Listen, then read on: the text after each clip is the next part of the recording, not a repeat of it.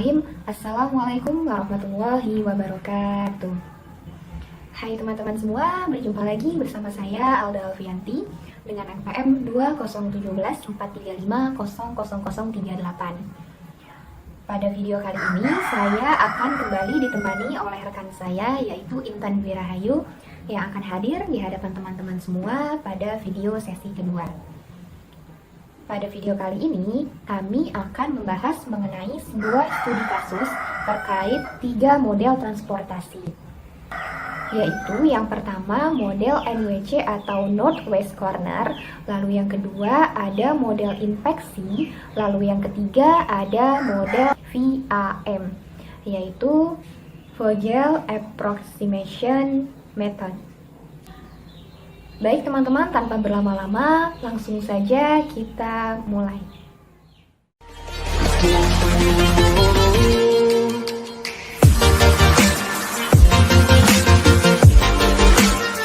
Ya teman-teman, jadi ini adalah soal kita pada video kali ini, yaitu terkait model transportasi.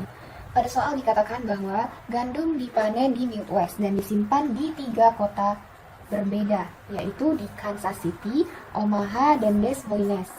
Hasil panen kemudian dipasok ke 3 pabrik yang terletak di Chicago, St. Louis, dan Cincinnati. Data dapat dilihat pada tabel berikut. Jadi ini adalah data lengkapnya teman-teman yang akan kita gunakan untuk menjawab ketiga soal di bawah ini. Jadi hasil panen dari Midwest akan disimpan di 3 kota berbeda, yaitu Kansas City, Omaha, dan Des Moines. Dan dari 3 kota ini, hasil panen itu akan dipasok ke 3 pabrik, yaitu pabrik A, B, dan C. A, Chicago, B, St. Louis, dan Cincinnati. Jadi, hasil panen dari 3 kota ini akan dipasok atau dikirim ke 3 pabrik ini. Di mana nanti akan terdapat permintaan atau demand, dan juga penyediaan atau supply. Nah, untuk Chicago, dia meminta sebanyak 200 hasil panen. Untuk St. Louis, dia meminta 100 hasil panen. Untuk Cincinnati, dia meminta 300 hasil panen. Di mana untuk kota Kansas City, dia hanya menyediakan maksimal 150, untuk Omaha 175, untuk Des Moines 275. Di mana nanti untuk supply dan juga demand, yaitu bila dijumlahkan hasilnya akan sama. Jadi untuk 150, 175, 275 bila dijumlahkan pasti 600. Begitupun dengan permintaan 200 tambah 100 tambah 300 pasti 600. Jadi ini adalah hasil dari supply dan juga demand. Nah, untuk yang terakhir yaitu untuk ke-9 kolom atau sel yang ada di sini, ini adalah biaya yang dibutuhkan untuk mengirim hasil panen. Contoh, pada Kansas City, dari kota Kansas City, untuk mengirim hasil panen ke pabrik A atau Chicago, maka dibutuhkan biaya sebesar $6. Ini satuannya nanti dolar karena biaya. Lalu, dari kota Kansas City, untuk memasok hasil panen ke St. Louis, akan membutuhkan biaya $8. Begitu seterusnya sampai dengan biaya $12 di Des Moines. Ini adalah penjelasan dari tabel. Selanjutnya yang ditanyakan adalah tentukan biaya yang dapat ditekan seminimal mungkin dengan pertama dengan metode NWC atau Northwest Corner, yang kedua dengan infeksi, yang ketiga dengan VAM. Jadi kita akan mencari biaya minimal seminimal mungkin dengan ketiga metode berikut ini. Baik, kita akan coba mencari biaya minimal dengan menggunakan metode pertama, yaitu metode NWC atau Northwest Corner.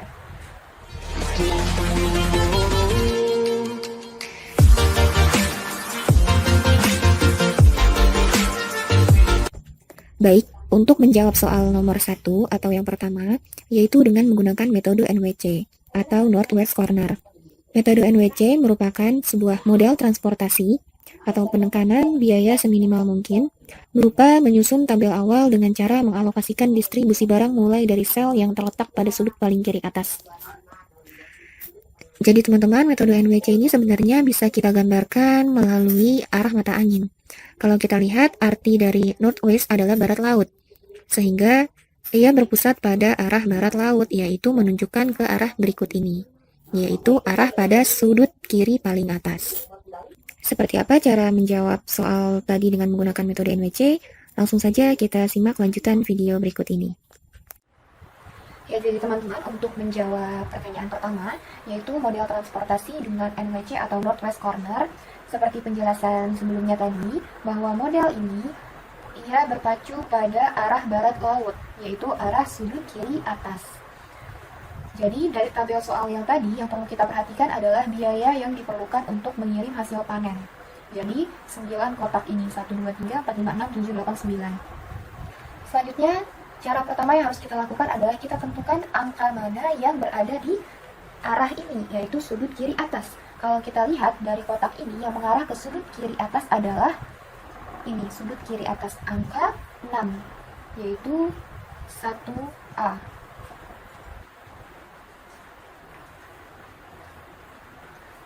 Saya lingkari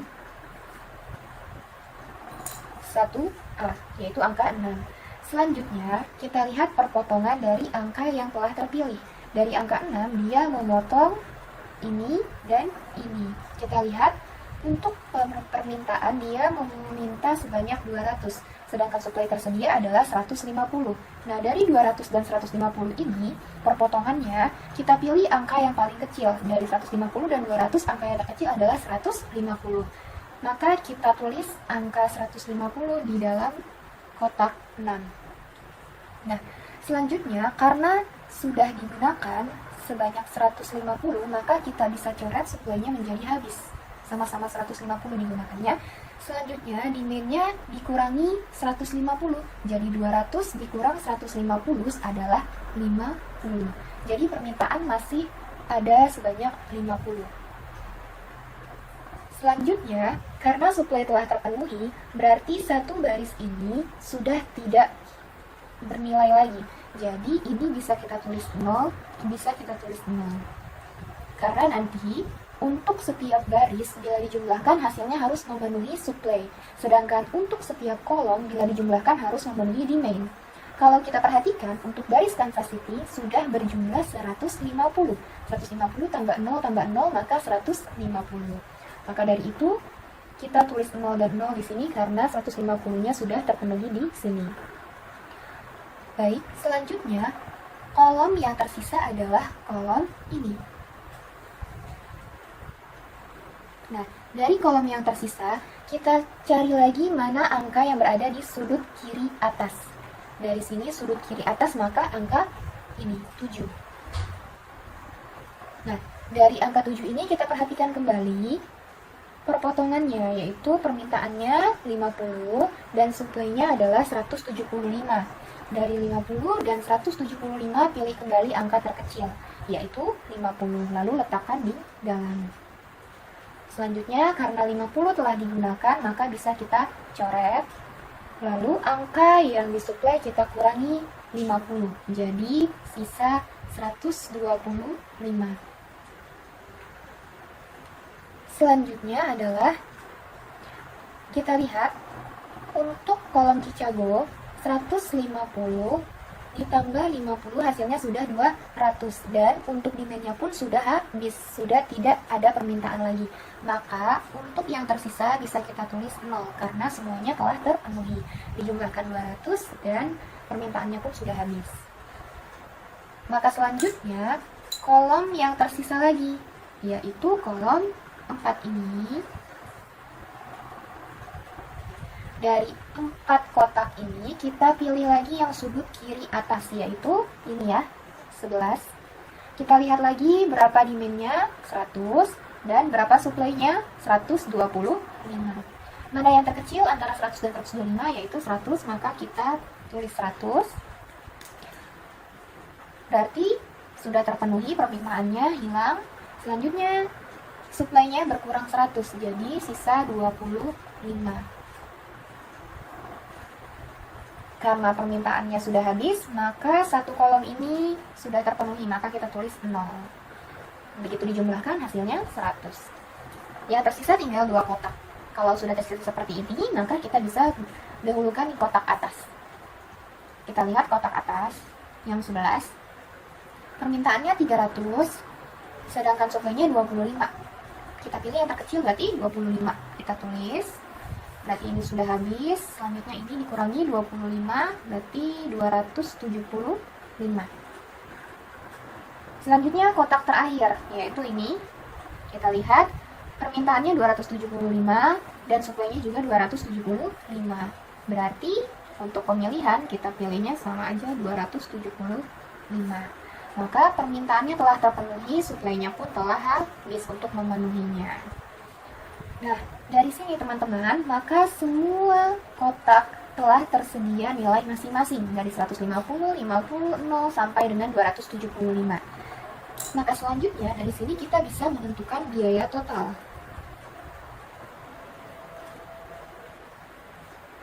Nah, biaya total kita peroleh dari hasil perkalian nilai ini dengan nilai yang di dalam. Kita urutkan, berarti pertama dari 1A. 1A nilainya adalah 150 dikali 6. Selanjutnya 1 yang ada angkanya aja, ini nggak ada, nggak usah. 2A. 2A nilainya adalah 50 dikali 7. Selanjutnya 2B yaitu 111. 2B 100 dikali 11.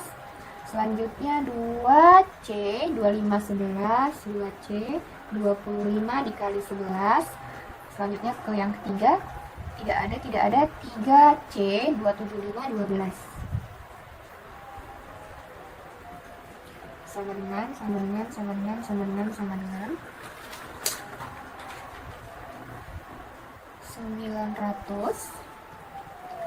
350, 1100, 275, 3300. Nah, ini tinggal kita jumlahkan saja. Ini 5, ini 2, 1, 10, 16, 19, 5. Nah, maka biaya total yang dibutuhkan untuk mengirim hasil panen ke 3 pabrik adalah sebanyak $5.925 dengan menggunakan model NWC. Jadi untuk mengirim ke 3 pabrik ini biayanya adalah $5.925. Nah, temu deh teman-teman hasilnya. Jadi tinggal dijumlahkan saja dari angka-angka yang telah kita dapatkan.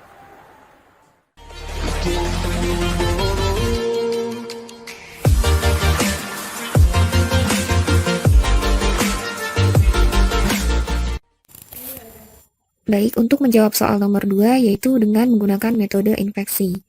Nah, metode infeksi sendiri merupakan model transportasi berupa metode untuk menyusun tabel awal dengan cara mengalokasikan distribusi barang dari sumbernya ke tujuannya, mulai dari sel yang memiliki biaya distribusi terkecil. Jadi, kalau tadi metode pertama atau NWC, kita mulai dengan sudut paling kiri atas, sedangkan pada metode yang kedua ini, yaitu kita akan mulai nanti dari biaya yang memiliki nilai terendah. Kita akan memilih biaya distribusi yang paling kecil. Seperti apa caranya? Kita lanjutkan videonya. Ya teman-teman, selanjutnya kita akan menjawab soal nomor 2, yaitu menentukan biaya total yang minimal dengan menggunakan model infeksi. Tadi sudah dijelaskan bahwa model infeksi dimulai dari biaya yang paling kecil. Nah, kita kembali fokus pada soalnya sama ya seperti yang tadi teman-teman. Kita kembali fokus ke sel biaya. Hanya saja kita pilih yang pertama adalah biaya yang paling kecil.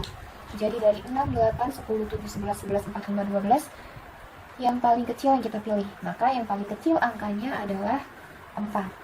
Ini. Selanjutnya caranya sama, kita lihat berapa permintaannya, yaitu 200, dan kita lihat pula berapa suplainya, yaitu 275. Kita pilih angka yang terkecil dari demand dan supply, maka kita pilih 200, kita masukkan ke dalam kotak sini, 200.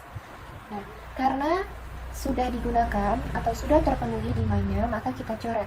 Sudah dimasukkan. Selanjutnya, suplai akan berkurang sebanyak 200, sehingga 275 dikurang 200 adalah 75. Karena persediaannya telah terpenuhi, karena permintaannya telah terpenuhi, maka untuk kolom A atau Chicago, kita bisa masukkan sisa dari sel ini adalah nilai 0, karena sudah habis. Lanjut, kita fokus pada kotak yang tersisa, yaitu 6 kotak ini.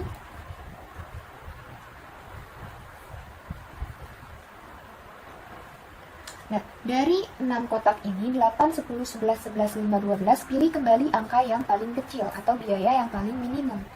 Maka kita temukan adalah 5. Dilihat kembali berapa permintaannya, yaitu 100. Lalu lihat kembali berapa suplai yang tersedia, yaitu 75. Kita pilih antara 75 dan 100, yang kecil adalah 75. Kita masukkan 75. Karena sudah digunakan, 75-nya kita coret, lalu yang ini kita kurangkan 75, sehingga sisanya adalah 25. Karena suplainya sudah habis, maka satu baris ini sudah selesai, sehingga yang tersisa kita tulis 0. Dan kalaupun dijumlahkan, sudah berjumlah 275. 200 tambah 75. Maka selanjutnya adalah kolom yang tersisa. Maka selanjutnya adalah kembali pada kotak yang tersisa, yaitu 4 kotak ini. 8, 10, 11, 11, pilih kembali biaya yang terkecil, yaitu 8. Kita lihat kembali berapa permintaan, yaitu 25. Lalu berapa suplai, yaitu 150. 25 dan 150, yang terkecil adalah 25. Karena sudah digunakan 25-nya, kita coret. Lalu berarti ini berkurang 25, maka menjadi 125. Karena permintaannya telah habis, telah terpenuhi, maka satu kolom ini sudah selesai, sehingga yang tersisa kita tulis 0. 25 tambah 75, 100. Maka yang tersisa adalah tinggal 2 kotak ini di kolom C, yaitu 10 dan 11. Mana yang terkecil kita pilih kembali. Antara 10 dan 11, yang terkecil 10, maka kita pilih ini. Kita lihat kembali permintaan 300, lalu kita lihat suplai 125. Yang terkecil adalah 125. Maka selanjutnya 125 habis setelah digunakan, maka 300 berkurang 125, maka sisa 175.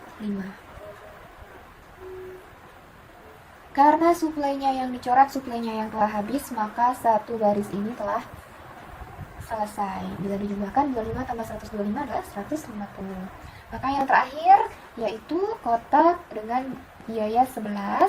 Kita lihat berapakah permintaan yang diminta, yaitu 175.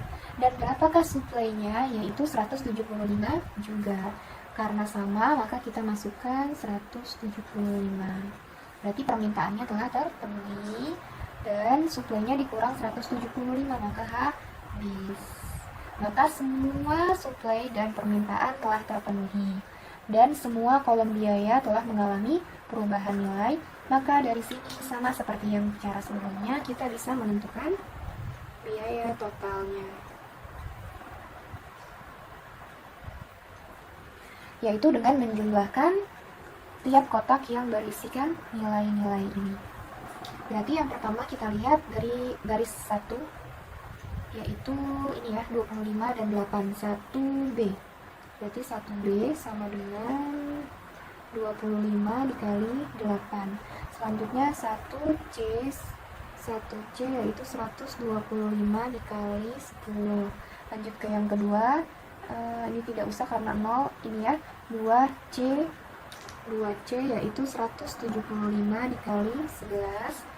Habis baris 3, ini ya, 3A yaitu 200 dikali 4. Lalu 3B yaitu 75 dikali 5. 3C tidak ada, maka bisa kita hitung 25 kali 8, 200. Ini 1250. 175 dikali 11, 1925. Ini 800, ini 375. Maka bisa kita jumlahkan. Ini 0, ini 1, ini 5, 8, 17, 8, 5. Di sini 2 jadi 4.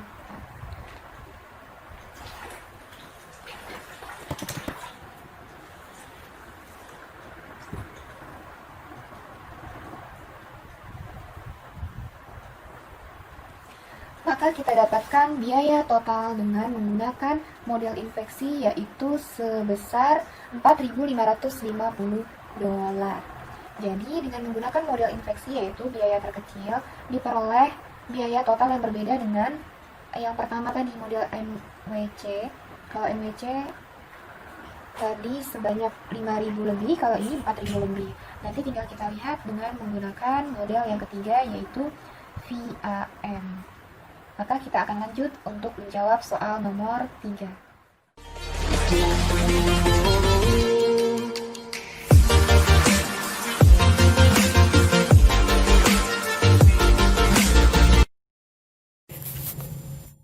Untuk menjawab soal nomor 3, yaitu dengan menggunakan metode VAM atau Vogel Approximation Method.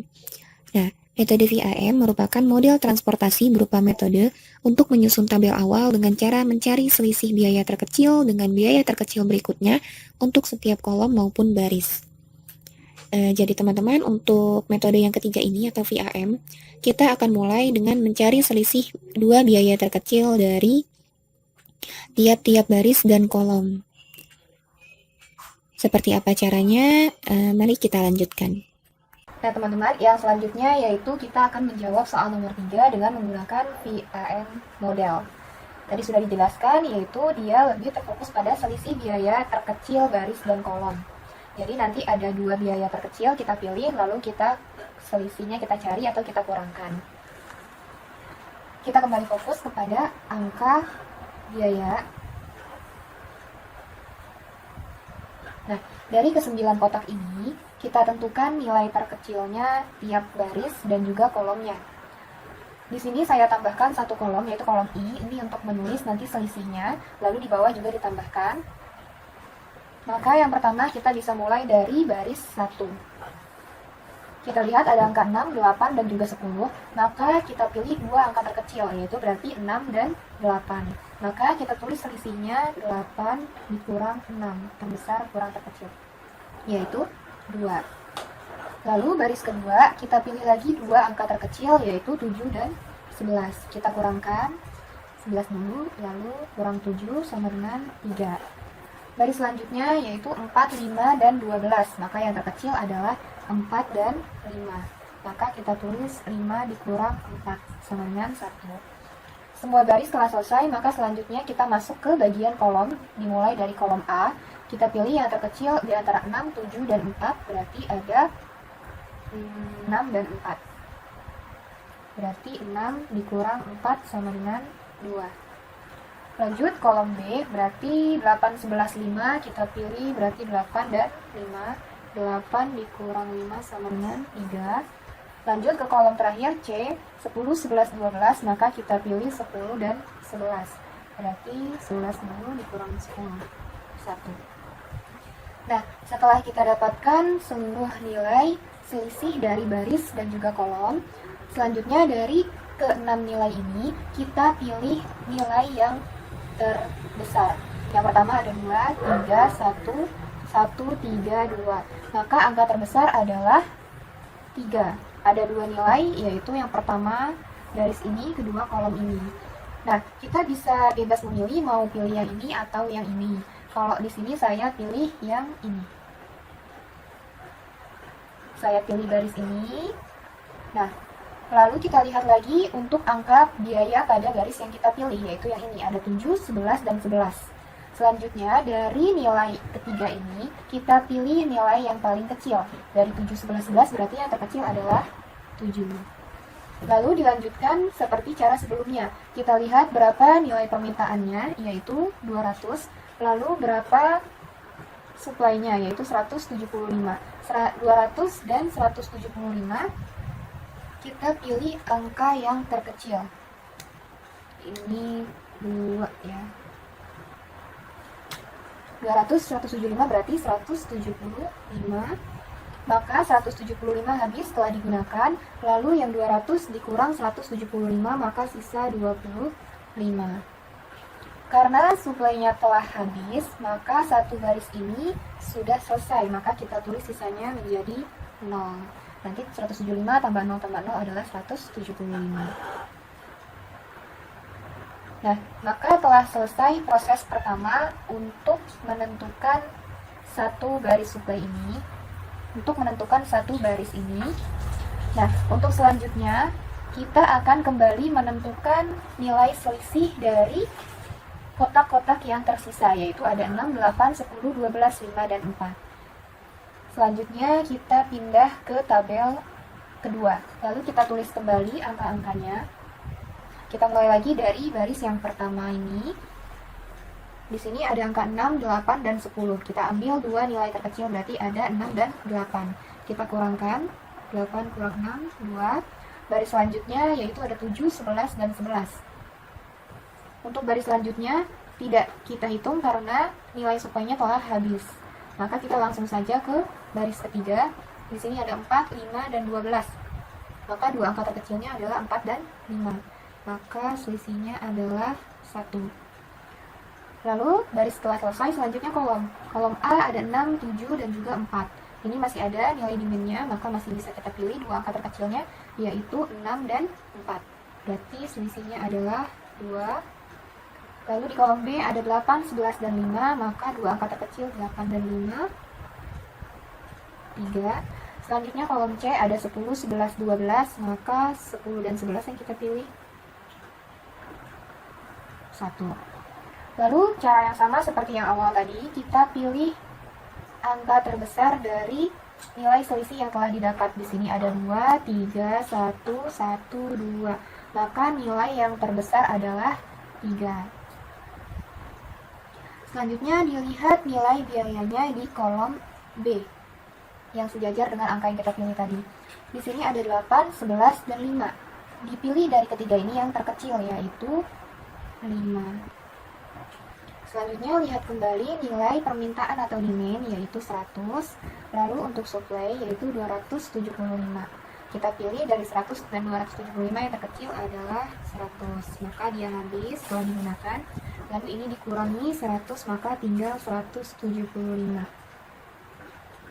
Karena demand-nya atau permintaannya telah selesai, telah terpenuhi, maka satu kolom ini telah selesai, maka sisanya kita tulis 0. 0 tambah 0 tambah 100, hasilnya 100. Berarti sudah benar. Maka sudah kita dapatkan nilai untuk tabel yang kedua. Selanjutnya kita harus masih mengisi 1, 2, 3, 4 kotak lagi. Maka kita lanjut ke tabel berikutnya. Nah, ini adalah tabel lanjutannya.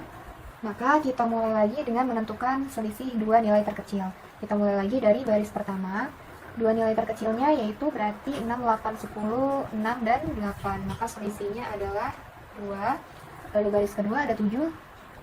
Lalu baris kedua tidak perlu kita cari karena nilai suplainya telah habis. Baris ketiga masih ada, berarti masih kita cari 4, 5, dan 12. Dua nilai terkecilnya berarti 4 dan 5. Berarti selisihnya adalah 1.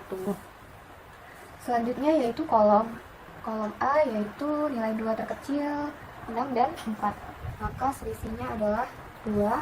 Untuk kolom B tidak perlu kita cari karena permintaannya telah terpenuhi. Yang selanjutnya yaitu kolom C tinggal 10 dan 12 karena ini sudah tidak digunakan 0. Maka selisihnya adalah 12 kurang 10, 2. Oh, berarti yang ini tadi bukan 8 ya, tetapi 10. Karena ini sudah 0, sudah tidak bisa digunakan 8-nya, cuma ada 10 dan 6. Berarti ini tadi bukan 8 tapi 10 dan 6 sehingga hasilnya 4.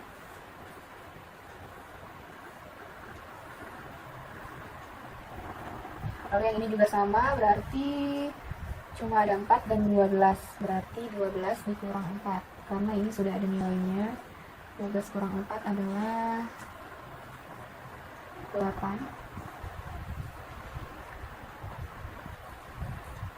Ini sudah betul, ini sudah.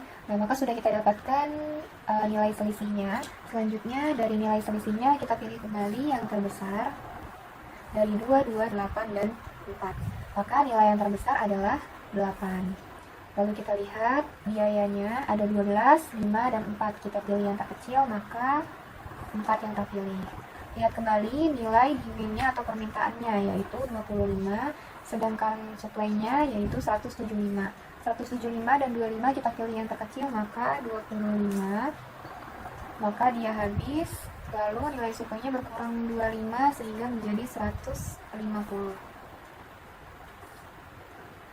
Karena nilai demand atau permintaannya telah habis, maka satu kolom ini telah selesai. Maka kita bisa letakkan 0 di sini, karena nanti 175 tambah 25 sudah 200. Maka selanjutnya kita pindah ke tabel berikutnya untuk menentukan dua kotak yang tersisa.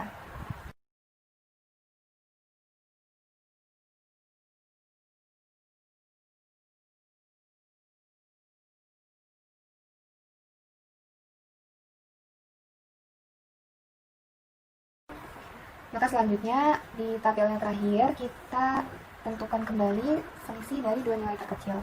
Baris pertama berarti tinggal nilai 10 aja, karena ini sudah tidak bisa digunakan, berarti 10 dikurang 10, 0. Lalu untuk baris kedua tidak bisa karena sudah habis 10-nya.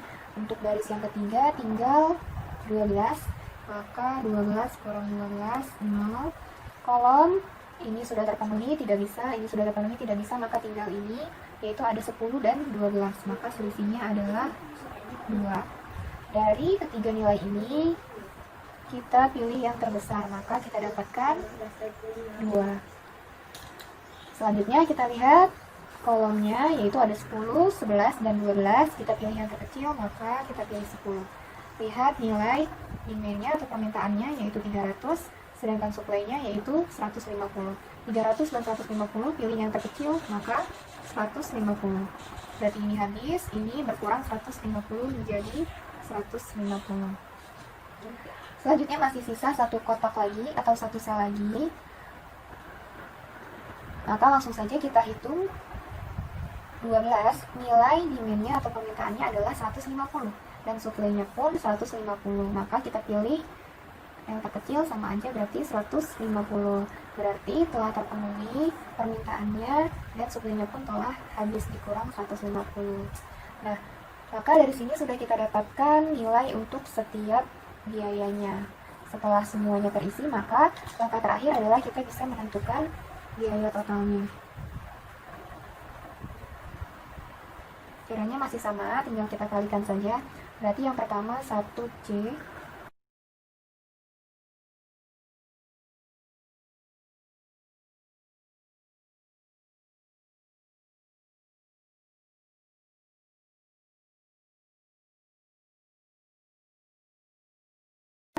hasilnya adalah 512. Maka dengan menggunakan model VAM, kita dapatkan biaya totalnya sebesar $5.125. Maka dapat kita simpulkan dengan menggunakan metode pertama, yaitu NWC, kita dapatkan tadi total biayanya adalah $5.929. Lalu untuk yang model kedua tadi, yaitu infeksi, sebesar $4.550. Dan yang terakhir yaitu VAM, kita dapatkan 5.125. Nah, berarti dari ketiga metode yang memberikan biaya paling minimal adalah metode yang kedua, yaitu infeksi. Selesai sudah teman-teman studi kasus kita mengenai model transportasi. Ya teman-teman, itulah pembahasan mengenai studi kasus 3 model transportasi. Untuk selanjutnya akan dilanjutkan oleh rekan saya pada video lesson kedua, yaitu Intan Dwi Rahayu. Baik, langsung saja saya kembalikan kepada Intan. Hai, Assalamualaikum warahmatullahi wabarakatuh. Saya Intan Dwi Rahayu, NPM 2017-4350-0003.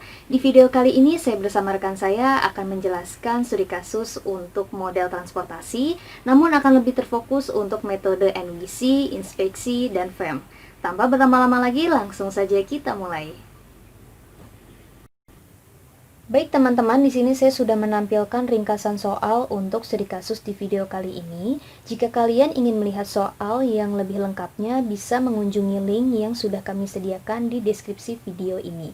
Jadi, pada soal terdapat kapasitas pabrik, kapasitas gudang, dan biaya distribusi. Untuk kapasitas pabrik di sini yaitu pabrik 1 berkapasitas 150, pabrik 2 berkapasitas 175, dan pabrik ketiga berkapasitas 275. Kemudian di sini juga terdapat kapasitas gudang, yaitu kapasitas gudang A 200, kapasitas gudang B 100, dan kapasitas gudang C yaitu 300. Kemudian di sini terdapat biaya distribusi. Jadi membacanya di sini biaya distribusi dari pabrik 1 ke gudang A 6, biaya distribusi dari pabrik 1 ke gudang B yaitu 8. Kemudian biaya distribusi dari pabrik 1 ke gudang C yaitu 10, dan begitu seterusnya. Baik teman-teman, untuk penyelesaian yang pertama di sini kita akan menggunakan metode NWC. Nah, dengan menggunakan metode NWC di sini kita akan membuat tabel seperti ini. Jadi di sini terdapat pabrik, kemudian di sini juga terdapat gudangnya ya. Kemudian di sini demand itu adalah permintaan barang dari gudang A, B, dan C. Kemudian di sini ada supply itu adalah ketersediaan barang dari pabrik 1, pabrik 2, dan pabrik 3. Nah, dari soal ini kita bisa masukkan ke dalam satu tabel. Jadi seperti ini ya, untuk kapasitas pabrik, yaitu pabrik yang pertama 150, berarti kita isi di sini 150. Kemudian kapasitas pabrik yang kedua 175. Kemudian untuk kapasitas pabrik yang ketiga 275. Kemudian untuk kapasitas gudang di sini, gudang A 200. Kita masukkan di sini 200. Kemudian kapasitas gudang B 100. Kapasitas gudang C-nya 300. Kemudian kita masukkan biaya distribusinya yaitu 6. Kemudian 8. Kemudian 10. 7. 11. 11. 4. 5, 12. Oke teman-teman, jadi seperti ini untuk tabel, dan tabel ini akan kita gunakan untuk dua metode selanjutnya.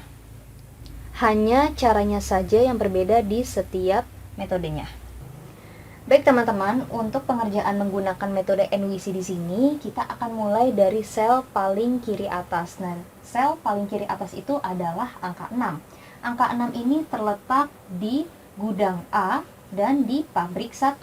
Untuk gudang A, permintaan barangnya adalah 200, untuk pabrik 1, ketersediaan barangnya adalah 150. Jadi, untuk pabrik 1 hanya bisa memenuhi permintaan barang yaitu 150. Kita tulis ya di sini.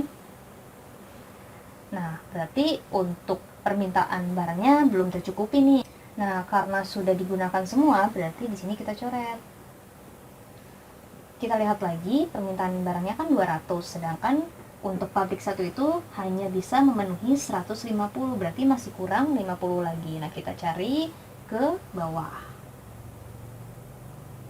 Nah, kenapa saya mengarahkannya ke bawah? Karena di pabrik 2 itu masih terdapat ketersediaan barangnya yaitu 175.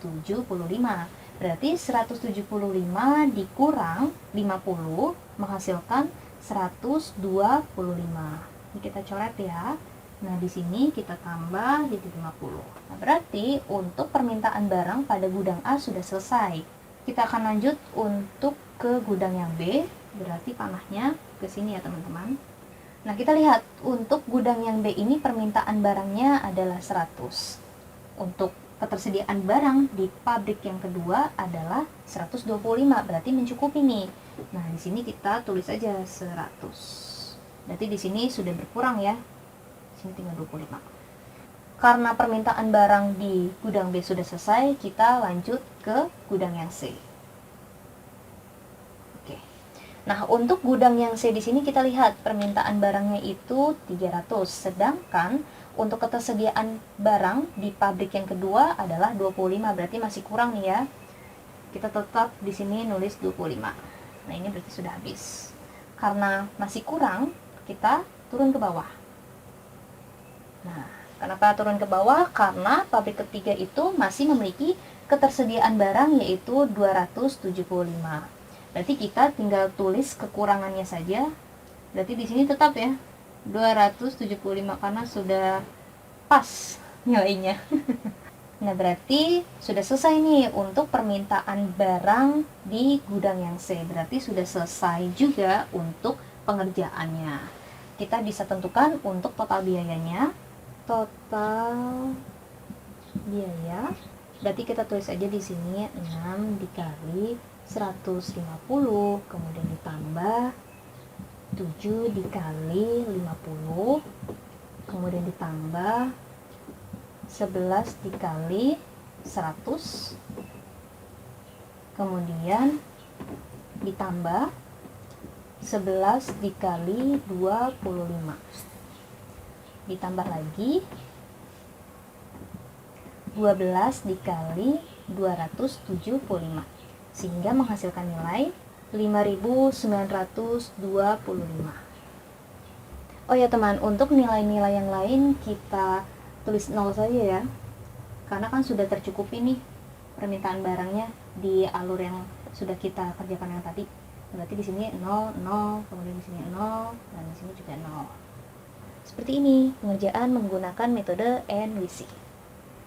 Baik teman-teman, untuk penyelesaian selanjutnya kita menggunakan metode inspeksi. Nah, dengan menggunakan metode inspeksi di sini kita cari nilai yang paling kecil di biaya distribusi. Nah, kita lihat ya, biaya distribusi yang paling kecil di sini yaitu di angka 4. Berarti kita akan mulai perjalanan kita di angka keempat ini.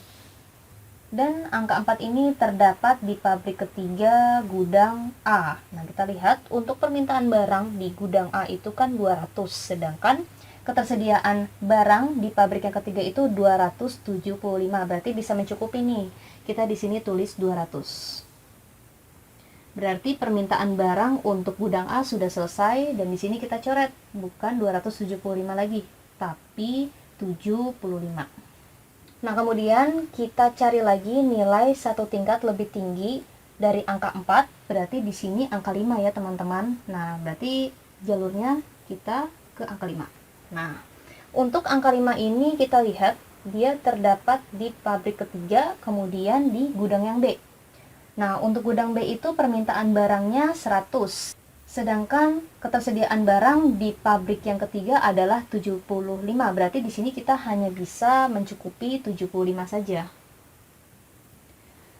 Masih kurang ya. Berarti untuk permintaan barang di gudang B itu belum tercukupi. Kita akan cari lagi nilai satu tingkat lebih tinggi dari angka 5. Harusnya kan angka 6. Karena angka 6 ini terdapat di gudang A dan gudang A itu sudah selesai permintaan barangnya, maka kita tidak bisa memilih nih angka 6 ini. Kita memilih biaya-biaya di gudang yang belum selesai permintaan barangnya. Berarti kita bisa ke angka 8 ini ya, karena angka 8 itu lebih kecil dari angka-angka yang ada. Berarti kita tarik garisnya ke sini.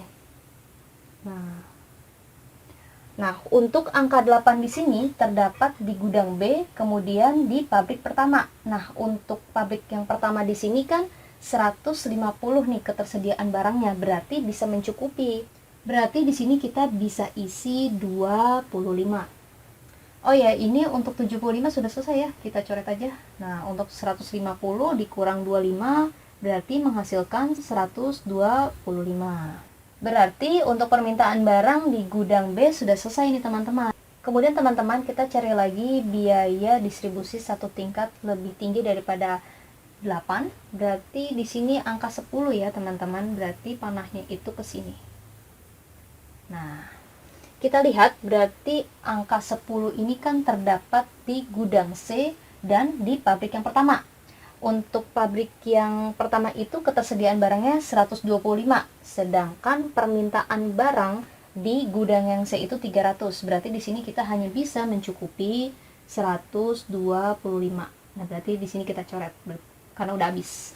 Nah, 125 itu kan masih kurang nih. Berarti permintaan barang di gudang C belum tercukupi. Kita cari lagi biaya distribusi satu tingkat lebih tinggi daripada yang sebelumnya. Di sini angka 11 ya teman-teman. Nah, kita lihat lagi ya teman-teman, untuk angka 11 ini kan terdapat di pabrik yang kedua, gudang C. Nah, untuk pabrik yang kedua di sini ketersediaan barangnya masih ada 175, berarti bisa mencukupi nih teman-teman. Di sini kita tulis aja 175. Berarti penyelesaiannya sudah selesai sampai di sini. Nah, kita bisa menentukan untuk biaya totalnya.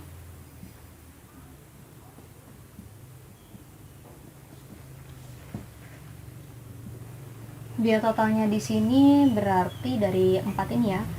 4 dikali 200 ditambah 5 dikali 75 ditambah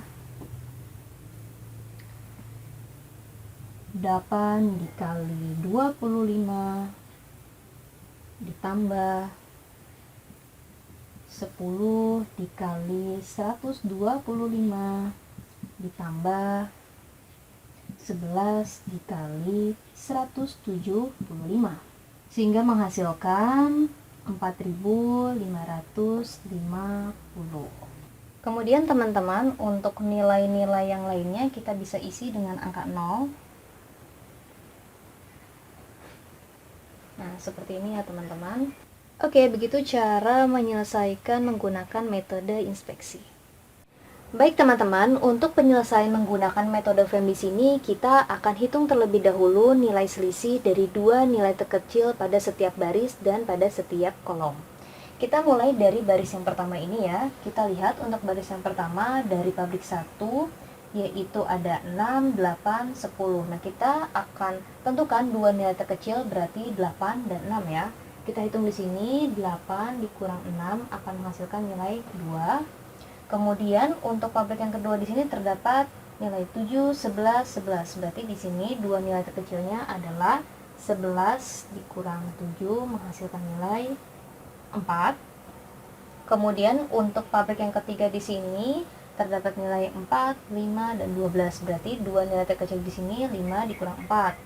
5 dikurang 4 akan menghasilkan nilai 1.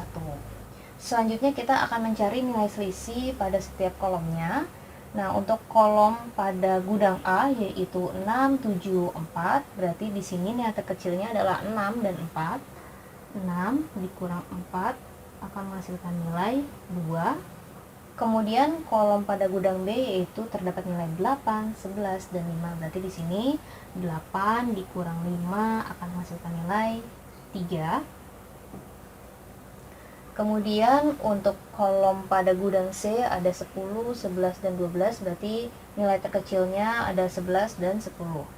11 dikurang 10 akan menghasilkan nilai 1. Kemudian dari setiap nilai selisih yang kita dapatkan ini, kita tentukan nilai selisih yang paling besar. Kalau kolom kan 3 ya yang paling besar, tapi kalau baris yang paling besar itu 4. Nah, berarti 4 ini kita jadikan sebagai nilai yang terbesar. Kemudian kita lihat untuk nilai 4 ini terdapat di baris pabrik kedua. Kita tentukan lagi nilai yang paling kecil, 7, 11, dan 11 di sini berarti yang paling kecil adalah 7.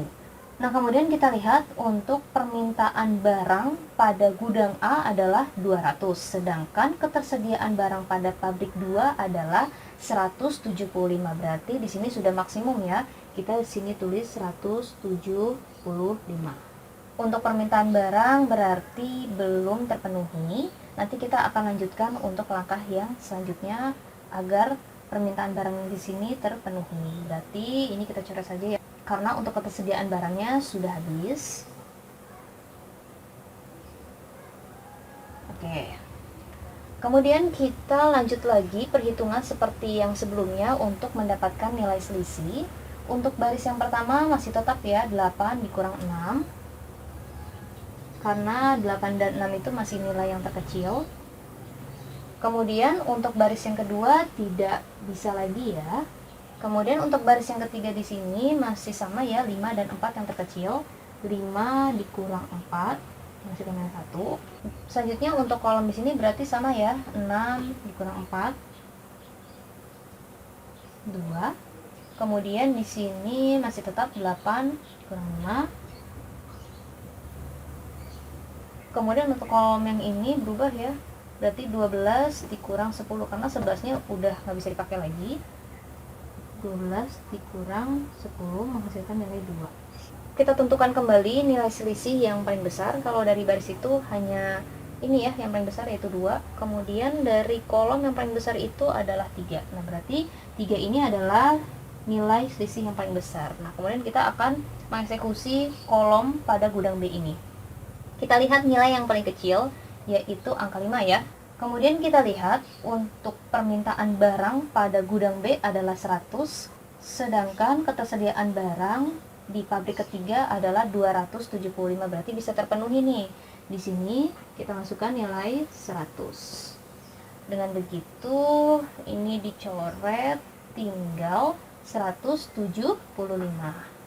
Nah, karena pada permintaan barang di gudang B sudah terpenuhi, maka kita coret. Oke, seperti ini. Selanjutnya kita akan melakukan perhitungan lagi untuk mendapatkan nilai selisih. Untuk baris yang pertama berarti berubah ya, 10 dikurang 6. 10 dikurang 6 akan menghasilkan nilai 4. Kemudian untuk baris yang kedua sudah tidak bisa. Kemudian untuk baris yang ketiga berarti berubah nih, 12 dikurang 4. 12 dikurang 4 akan menghasilkan nilai 8. Kemudian untuk kolomnya kita tentukan, ini masih tetap ya, 6 dikurang 4 akan menghasilkan nilai 2. Kemudian untuk kolom pada gudang B sudah tidak bisa. Kemudian untuk kolom pada gudang C masih tetap ya, 12 dikurang 10 menghasilkan nilai 2. Kemudian kita tentukan lagi nilai selisih yang paling besar di sini, yaitu 8 ya, yang paling besar. Nah, kemudian dari 8 ini kita lihat terdapat di pabrik yang ketiga. Lalu kita tentukan nilai yang paling kecil antara 12 dan 4, berarti 4 ya nilai yang paling kecilnya. Kita lihat lagi, kemudian untuk permintaan barang di gudang A yaitu 200. Nah, sebelumnya kan sudah dipenuhi ya di pabrik yang kedua yaitu 175, berarti di angka yang 4 ini kita hanya mengisikan nilai yang kekurangannya saja untuk mencapai 200.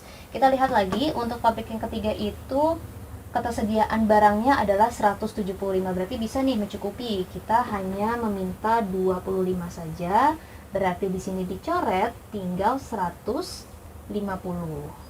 Nah, berarti ini sudah terpenuhi ya. Nah, kita coret. Oke, kita lanjut lagi melakukan perhitungan untuk mencari nilai selisih.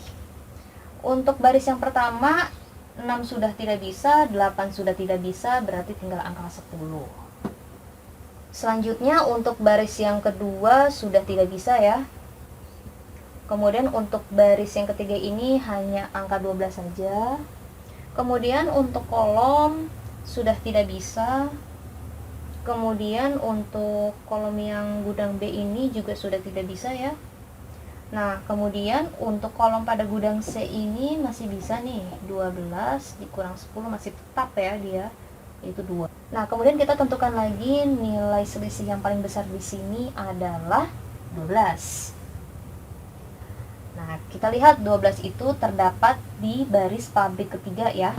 Nah, kemudian di sini juga terdapat permintaan barang untuk gudang C itu adalah 300. Sedangkan ketersediaan barang pada pabrik yang ketiga itu adalah 150. Berarti di sini kita tulis aja langsung 150, kita habiskan ya. Nah, berarti nanti untuk permintaan barang pada gudang C ini belum terpenuhi, kita akan penuhi di langkah yang selanjutnya. Setelah itu kita coret ke samping karena belum terpenuhi ya untuk permintaan barangnya. Kita lanjutkan lagi untuk mencari nilai selisih. Untuk baris yang pertama hanya tersisa angka 10 saja. Kemudian untuk baris yang kedua sudah tidak dapat digunakan. Untuk baris yang ketiga sudah tidak dapat digunakan. Kemudian untuk kolom pada gudang A sudah tidak bisa ya. Kemudian juga pada kolom di gudang B juga tidak bisa. Kemudian kolom pada gudang C di sini menghasilkan nilai 10. Nah, karena nilai selisihnya sama ya, untuk kolom 10, untuk baris di sini juga 10, kita akan eksekusi untuk yang baris terlebih dahulu. Untuk angka 10 di sini kan terdapat di baris pabrik 1 dan di kolom gudang C ya. Untuk permintaan barangnya itu 300 di gudang C sudah dipenuhi sebelumnya, yaitu 150. Nah, berarti di angka 10 ini kita hanya memasukkan nilai kekurangannya saja. Nah, kita lihat untuk ketersediaan barang pada pabrik yang pertama itu adalah 150, berarti cukup nih. Di sini kita tulis 150. Nah, berarti kita coret ya. Nah, kemudian yang 10 ini kan sama ya kayak yang tadi. Nah, kita coret aja seperti ini. Baik teman-teman, selanjutnya kita akan menghitung untuk total biayanya. Berarti di sini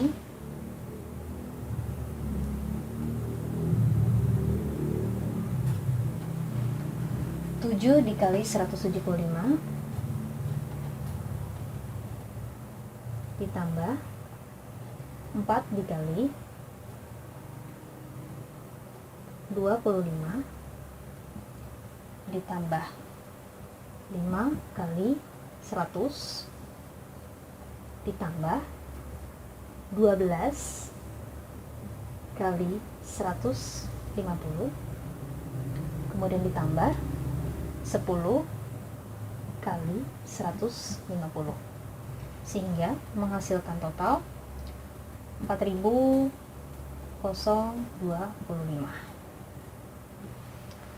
Baik, seperti ini untuk pengerjaan menggunakan metode FEM. Oke teman-teman, sekian untuk pembahasan studi kasus pada model transportasi. Terima kasih telah menyaksikan. Assalamualaikum warahmatullahi wabarakatuh.